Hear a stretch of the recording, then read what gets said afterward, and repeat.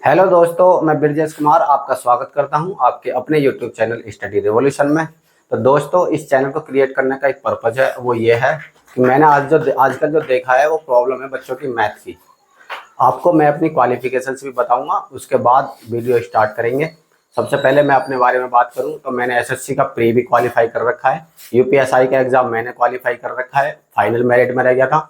अभी हाल ही में मैंने कांस्टेबल का पेपर दिया है, सीएचएसएल मैंने क्लियर कर रखा है। उसके हिसाब से आप एक आइडिया लगा सकते हैं कि मैं जो लेके चला हूं ये रास्ता, वो रास्ता ये है कि आप अगर मेरे साथ जुड़ेंगे तो आपको कई फायदे होने वाले हैं। कई फायदे क्या है? पहला ये है कि मैं आपका मैथ का प्रॉपर सिलेबस कराऊंगा, जीरो से स्टार्ट करूंगा, आपको 100 तक लेके जाऊंगा। पर्पज ये है कि आप बस मेरे साथ जुड़े रहें। जुड़े रहने से आपको फायदा ये होगा, मैं आपको टाइप टू टाइप सवाल कराता जाऊंगा। आपको क्या करना है? सिर्फ उन पर फोकस करना है, उनको अच्छे से करना है, प्रैक्टिस करना है। यहाँ कुछ मैं आपको सवाल कराऊंगा, उन सवालों को आपको घर प्रैक्टिस करना है। जैसे आप प्रैक्टिस करेंगे, मानो मैंने एक सवाल कराया, एक सवाल कराने के बाद जब मैं आपको एक सवाल कराऊंगा उसकी कम से कम 10 से 15 सवाल आपको प्रैक्टिस करने हैं। ये मैं क्यों कह रहा हूँ? मैं इसलिए कह रहा हूँ क्योंकि बच्चों की प्रॉब्लम जो होती है मैथ में यही होती है कि बच्चे यहाँ से तो सीख के चले जाते हैं, प्रॉब्लम आती है कि वो प्रैक्टिस नहीं करते। और मैथ एक ऐसा सब्जेक्ट है जिसमें जब तक आप प्रैक्टिस नहीं करोगे आपको प्रॉब्लम हमेशा बनी रहेगी। इवन कि जिस दिन आप एग्जाम में बैठेंगे उस दिन भी आपको ऐसा रियलाइज होगा कि हाँ यार, ये हमने सवाल तो कर रखा है, लेकिन वो स्किप हो जाता है दिमाग से। प्रॉब्लम आती है ये प्रैक्टिस की, क्योंकि हमने प्रैक्टिस नहीं करी होती। उसी चीज को क्लियर करने के लिए मैं आपको टाइप टू टाइप सवाल कराऊंगा, हर चैप्टर को उठाऊंगा, जीरो से स्टार्ट करूंगा टाइप, और अपर लेवल तक जो भी आपको हाईएस्ट क्वेश्चन आपको लगता है कि ये वाला सवाल हमारा छूट गया है, मैं आपको वादा करता हूं एक एक सवाल आपके सामने कराऊंगा, हर टाइप का सवाल कराऊंगा। उससे आपको आइडिया ये होगा कि हाँ, हमको मैथ को कैसे और कैसे कैसे हैंडल करना है। तो सबसे पहले मैं आपको बता दूं कि मैंने मैथ में क्या क्या करा है। मैंने मैथ में कम से कम 3 बुक का एनालाइज करा है। फर्स्ट बुक मैंने उठाई है एसएससी की मैंने किरण की बुक, जो कि आपको बहुत फेमस है, आपको पता है, मार्केट में अवेलेबल है। मार्केट में अवेलेबल होने के बाद मैंने उस बुक पे बहुत अच्छा वर्क करा है। दूसरी मैंने जो बुक उठाई है वो उठाई है आर एस अग्रवाल। कौन सी उठाई है? R S Agarwal. यानी कि 2 बुक मैंने आपको बता दी, पहली मैंने एसएससी किरण की बता दी, दूसरी मैंने आर एस अग्रवाल की बता दी, और तीसरी जो बुक उठाई है मैंने उठाई है मैथ की स्पेशल बुक, जो यूपीएसआई के पर्पज से बनाई गई थी। किसके पर्पज से बनाई गई थी? यूपीएसआई के पर्पज से। अंकित भाटी जी की बुक है। मैंने इन तीनों बुकों का एनालाइज करा। एनालाइज करने के बाद मैंने इनके क्वेश्चन फाइंड करे। क्वेश्चन फाइंड करने के बाद जो मेरे को लगा कि हाँ, इन बुकों में जो कंटेंट है वो एकदम एक्चुअल कंटेंट है। एक्चुअल कंटेंट का मतलब ये है कि जो मैं टाइप कराने वाला हूं यहां से आपको हर एक सवाल मिलेगा। इन्हीं तीनों बुक का एनालाइज करके मैं ये वीडियो आपके सामने लेकर आ रहा हूं। आपको मुझसे बस इतना वादा करना होगा कि आपको लास्ट तक मेरे साथ जुड़ा रहना होगा। ये मैं आपको वादा कराता हूं कि आपकी मैथ की प्रॉब्लम मैं सॉल्व कर दूंगा। लास्ट में वीडियो तक लास्ट में बने रहें। लास्ट में मैं आपको एक ऐसी चीज बताऊंगा जिसको सुनकर आपको ऐसा लगेगा कि हाँ यार, मेरे साथ जुड़ने में आपको फायदा होगा। तो अब मैं आपको बताने वाला हूं कि इस वीडियो से जुड़ने से आपको फायदा क्या होगा। देखो, एग्जाम होते हैं, एसएससी एग्जाम कराती है, 4-5 टाइप के एग्जाम कराती है। सबसे नीचे की बात करूं तो एमटीएस लेवल का एग्जाम कराती है। उसके ऊपर आप चलोगे तो सीएचएसएल का, फिर सीजीएल कराती है, जीडीबी। आजकल जीडीबी एसएससी के हाथ में, आपको पता है। मैंने इन सबको देखते हुए, इवन की यूपीएसआई का एग्जाम भी आने वाला है, आपको पता है। उसके बाद कांस्टेबल का एग्जाम भी देंगे आप, यूपी कांस्टेबल। फिर आप दिल्ली पुलिस की भी तैयारी कर सकते हैं। मैथ एक ऐसा सब्जेक्ट है, मैथ और जीएस की बात करूं तो ये ऐसे सब्जेक्ट हैं, अगर एक बार इनको आप अच्छे से कर लेंगे तो किसी भी एग्जाम में, मैं कह रहा हूं स्टेट का हो या सेंट्रल का हो, कोई सा भी एग्जाम हो, आप किसी भी एग्जाम में बैठ जाना, कहीं भी प्रॉब्लम नहीं आने वाली है। बस बशर्ते कि आपको मेरे साथ जुड़ा रहना है, आपको एंड तक मेरे साथ बना रहना है। एंड तक आप मेरे साथ बने रहोगे तो मैं आपको गारंटी दिलाता हूं कि मैथ में आपकी कोई प्रॉब्लम नहीं आने वाली है। बस मेरा कहना यही है।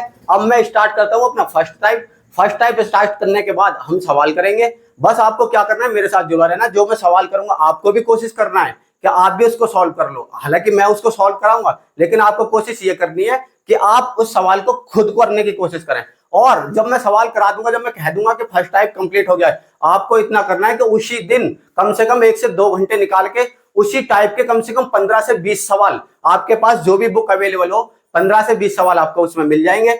उसको मिलने के बाद आपको 15 से 20 सवाल डेली प्रैक्टिस में लेके आने हैं। आपको क्या होगा? हर टाइप आराम से क्लियर होता चला जाएगा। बाकी आप मेरे साथ जुड़ा रहिए, मैं लेके आता हूँ पहला सवाल, इस पे आप फोकस करेंगे।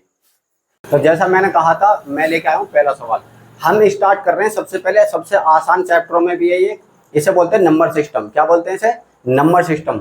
नंबर सिस्टम का मतलब ये है कि ये ऐसा चैप्टर है जिसमें हम फर्स्ट टाइप को लेकर चल रहे हैं, जिसका नाम है यूनिट डिजिट। क्या नाम है? Unit digit. आप देख रहे होंगे हमारे पास एक सवाल है, ये संख्या दे रखी है हमको, इसमें हमें फाइंड करना है इकाई का अंक। क्या फाइंड करना है? इकाई का अंक। बहुत आसान सवाल है, हालांकि आपने कर भी लिया होगा। जिन स्टूडेंट ने भी नहीं करा, मैं करना बताऊंगा कैसे करते हैं। बहुत आसान सवाल होते हैं, और ऐसे जो सवाल होते हैं ना, वो छोटे छोटे एग्जाम में पूछे जाते हैं। जैसे अभी हाल ही में कांस्टेबल के एग्जाम हुए, यूपी कांस्टेबल के, उनमें ऐसे सवाल, ढेरों सवाल पूछे गए हैं। पूछ रहा है कि इकाई का अंक कितना है, बस सवाल दिया है और इकाई का अंक तक फाइंड करना है। इकाई का अंक फाइंड कैसे करते हैं वो आपको मैं बताता हूँ। करना क्या होता है ऐसे सवालों में, बस सिंपल आपको एक फॉर्मूला अपनाना होता है। सिंपल फॉर्मूला का मतलब ये नहीं कि आपको फॉर्मूला बता रहा हूँ, सिंपल फंडा। फॉर्मूला का मतलब है फंडा। करना क्या होता है, जो इकाई का अंक पूछ रहा है तो इकाई में हम मल्टीप्लाई करते चले जाएंगे, इनमें मल्टीप्लाई करेंगे। जो भी मल्टीप्लाई करके हमारे पास आंसर आएगा, उसकी जो लास्ट डिजिट होगी वही आंसर होगा। जैसे अगर मैं इसको क्लियर करूं यानी सॉल्व करूं, तो सबसे पहले 4 की गुणा हम 8 में करेंगे, यानी 4 × 8 × 7 × 3। अब ये मल्टीप्लाई करके जो आंसर आएगा हमारे सामने वही आंसर होगा। 4 × 8 = 32। 32 में हम 32 की मल्टीप्लाई 7 में मत करने लगना, ये बहुत भारी हो जाएगा। बस हमको यूनिट डिजिट पकड़ना है कि लास्ट की डिजिट क्या कह रही है। 4 की मल्टीप्लाई 8 में करेंगे, 4 × 8 = 32 यानी 2। फिर 2 की मल्टीप्लाई करेंगे 7 में, 2 × 7 = 14। फिर हमारे पास यूनिट डिजिट आएगी 4 की मल्टीप्लाई करेंगे हम 3 में, यानी 4 × 3 = 12 आ रहा है। लेकिन हमें यूनिट डिजिट फाइंड करनी है, तो हमारी यूनिट डिजिट हो जाएगी 2, यानी आंसर हो जाएगा इस सवाल का 2। यही है, बस छोटा सा सवाल है, ज्यादा दिमाग नहीं लगाना। मैं आपके सामने दूसरा सवाल लेके आ रहा हूँ, दूसरा सवाल को आप कोशिश करना, वरना मैं फिर कराऊंगा। तो देखो, ये है आपके सामने सेकंड सवाल। अब बच्चे क्या प्रॉब्लम होती है, जिन बच्चों को इन सवालों के बारे में पता है वो तो करके निकल जाते हैं 10 सेकंड के अंदर, लेकिन जिनको नहीं पता वो सोच में पड़ जाते हैं, भाई इतना बड़ा सवाल कैसे मल्टीप्लाई करूंगा आपस में। जिनको नहीं पता हो तो वो फंस जाते हैं सवालों में, जबकि ये इतना आसान सवाल है कि बेहद आसान सवाल है। कैसे, वो मैं बताता हूँ। जब भी आपको इस तरह की संख्या दी गई हो, और आपको एक चीज पता होनी चाहिए, जहां भी मल्टीप्लाई करते में आपको 5 दिखाई दे जाए यूनिट डिजिट पर, क्या दिखाई दे जाए? 5 दिखाई दे जाए यूनिट डिजिट पर। आपको दिखाई दे रहा होगा यहाँ 5 है, कितना है? 5।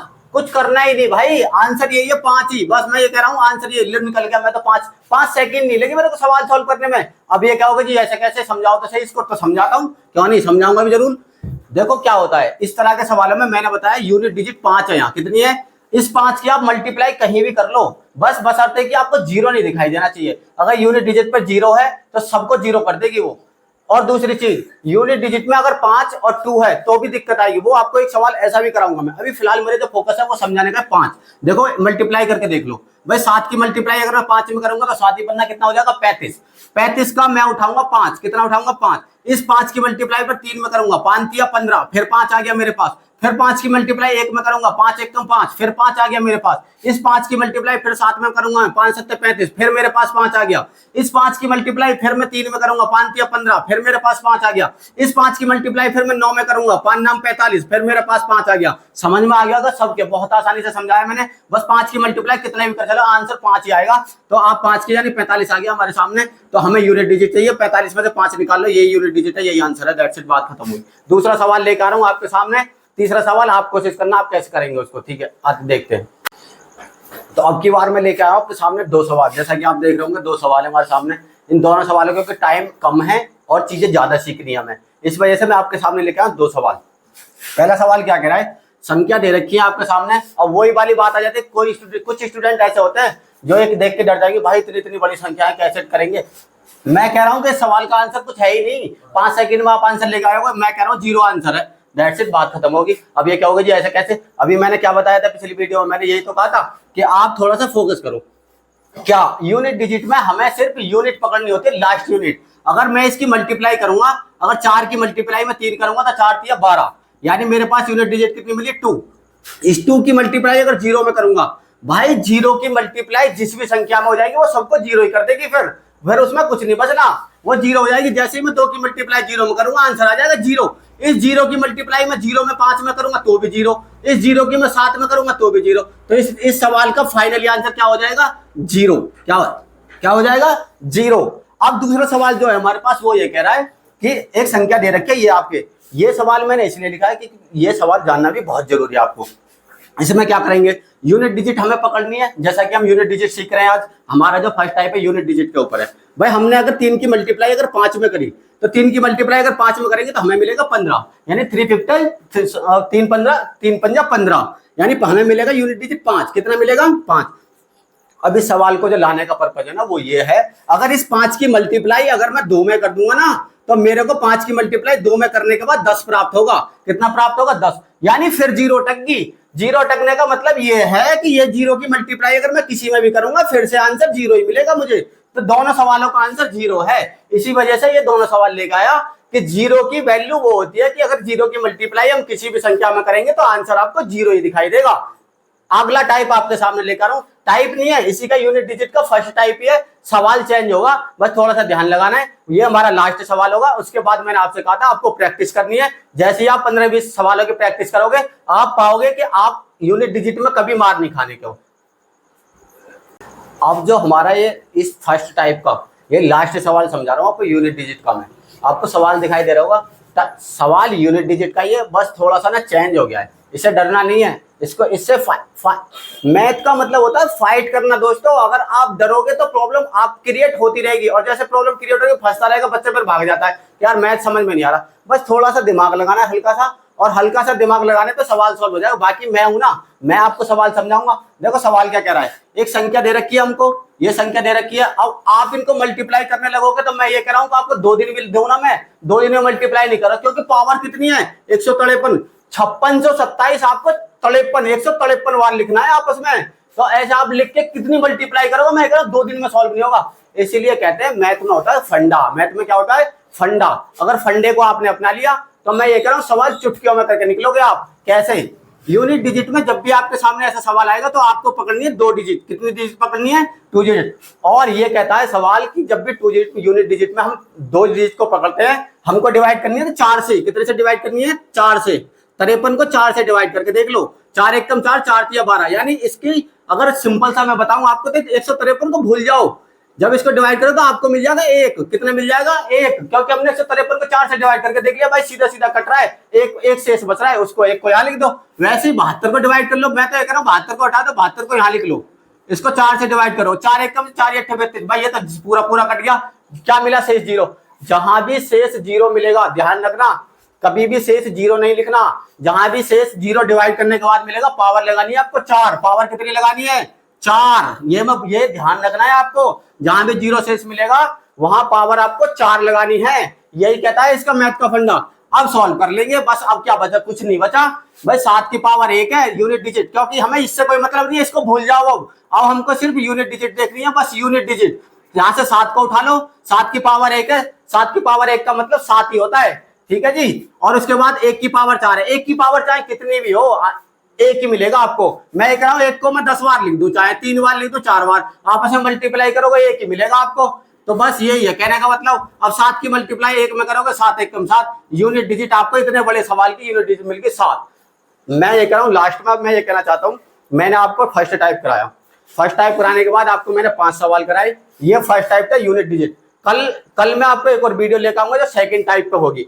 ऐसे ही मैं आपको डेली एक टाइप कराता रहूंगा। बस आपको क्या करना है, मेरे साथ जुड़ा रहना है। मेरे साथ जुड़ने से आपको फायदा यही होगा कि जो मैथ का आपको फोबिया बना हुआ है ना, डर बना हुआ है कि जी मैथ खा जाएगा ये वो, कुछ नहीं है भाई। सबसे आसान चीज है मैथ।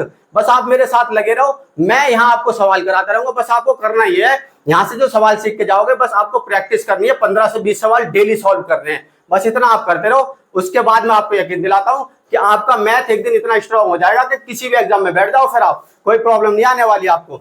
अंत में मैं फिर यही कह रहा हूँ, चैनल का नाम है स्टडी रेवोल्यूशन। क्या नाम है चैनल का?